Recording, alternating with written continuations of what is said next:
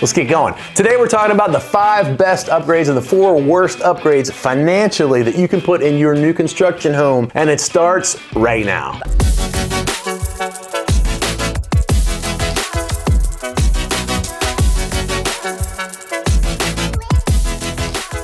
I'm Jonathan, and this is my lovely wife, Rachel, and we are local real estate brokers here in Hampton Roads. And today we're talking about one of our very favorite subjects because we've done this a few times, and it's building a new home. New construction is what we're talking about. So if this is your first time on our channel, please don't feel pressured to subscribe just yet. We really want to earn every subscription we get. We're working really hard to put out good content. So when you subscribe, we know that you've watched probably maybe 1 or 2 videos. You haven't watched just one, and you like what we're doing, and it's an indication that we're barking up the right tree and putting out the stuff that you want to see. So if this is your first time, just kick back, relax, hopefully enjoy the experience, and then maybe next video you can hit that subscribe and the bell notification too as well. But for now, let's get into it. So quick caveat, this video is strictly about what makes sense in terms of an ROI or return on investment for your upgrade budget. So we're giving you our recommendations on what we believe will add value once you place it in the home. This isn't to say there aren't certain upgrades that you should do, but they are going to be a little more frivolous. So there's room for that based on what you want in your home and what your family values as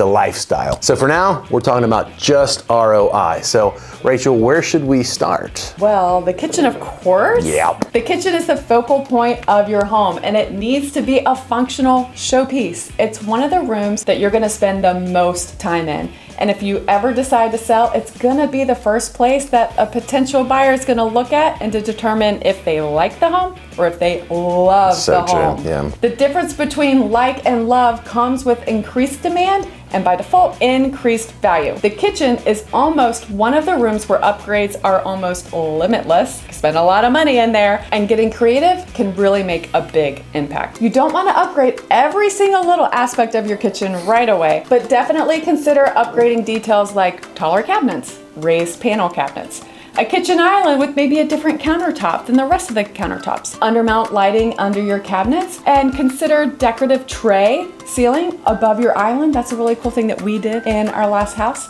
Maybe you'll want to go for that gourmet kitchen you've always sweated in HGTV and get fancy restaurant grade hood. These are things that are difficult and more costly to add later in the process. So we always recommend people to consider doing these kind of things up front. It's a great place to invest your upgrade budget for sure. Absolutely, I totally agree. Yeah, number 2 I think would be lighting. And we mean this both in terms of lighting fixtures, like your lighting package, as well as natural light. So starting on the natural light front, be sure that your plan has lots of glass doors and windows in the larger rooms. Don't let there be any like long stretches of walls or large rooms that don't have windows, because you don't want to feel like you're living in the bat cave. This was actually one of the mistakes that we made at our last home. There just wasn't enough natural light. We simply didn't have enough windows in our house plan, and we didn't notice it till it was too late. So be sure that you have a lot of natural light. The second thing is, when it comes to lighting packages, you're gonna have probably options to add more lights, better lights, and prettier lights. I recommend you do all 3 as long as it's in your budget, because it's really, really hard to have too much light, and everybody loves a well-lit home. Make your money count by focusing on rooms where lighting is most necessary, which is the kitchen, the bathrooms, and your main hosting areas. Lighting not only adds brightness to a space, but it also adds warmth as well, and it makes it just feel a little more homey. So while an abundance of lighting may not be super notable to a potential home buyer, the lack of light most certainly is notable, and it's much easier to run the wiring while you're building the home than to go back behind and fish wires behind drywall. It's messy, it's more expensive, you have to get electricians to come out and use fancy tools. So just do it up front, think through your lighting plan it out, invest smartly, and get the lighting package and even the lighting fixtures that you want. A lot of times builders will let you cherry pick a lighting fixture from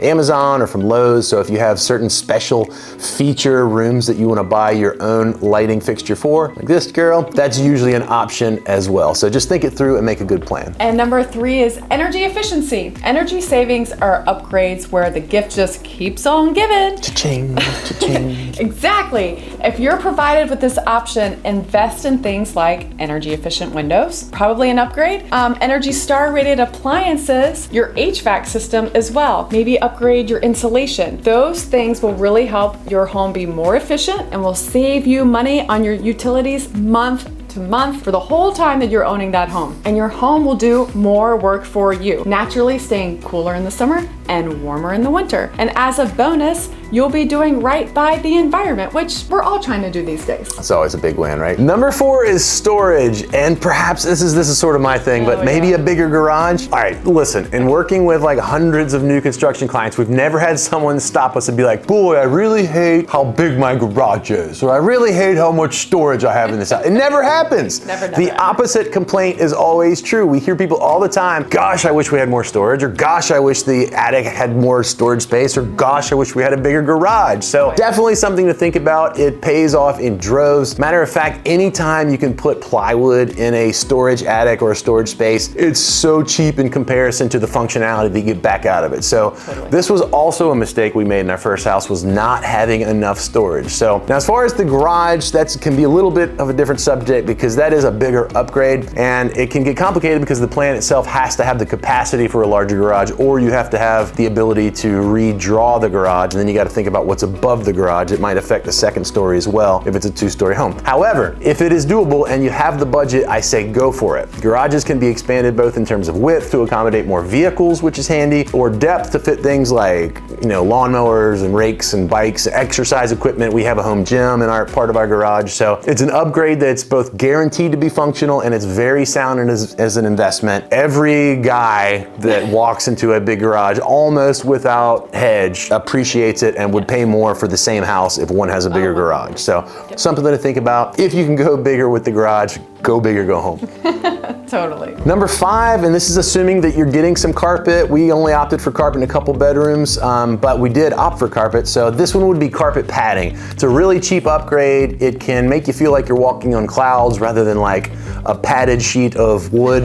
So upgraded padding is just worth it. It's only a few $100 if you're doing a couple of bedrooms. So it can get tough if you have pets. So if you're worried about pets or kids spilling things and making it stinky, then you might want to think twice about a hard surface. But other than that, an upgraded carpet pad, even if you don't upgrade the carpet itself, is a very worthwhile investment, both in terms of functionality and it just feels better. If you sell a house a couple years from now, the carpet probably could easily be replaced and you keep the pad. So now let's transition to the things that you want to avoid in terms of ROI. So here are the 4 upgrades that you're gonna wanna think twice about in terms of your return on investment. So Rachel, what do you wanna start with? Number 1, and this is debatable, but I'm gonna say it's real hardwood floors. I feel Now, I know what you might be thinking. No way, you're crazy, Rachel. So I'm aware this may not be a popular opinion of ours, but stick with me here for just a minute. Hardwood floors are extremely expensive, and post-COVID, they've gotten even more expensive. True. They're very much prone to scratches and even water damage, and they're very labor-intensive to install. We put beautiful pecan hardwood floors in our old home, which tested very high on the wood density scale, but still, single-handedly, our children destroyed them over the 5 years we lived there. And the dog. And the dog, yes.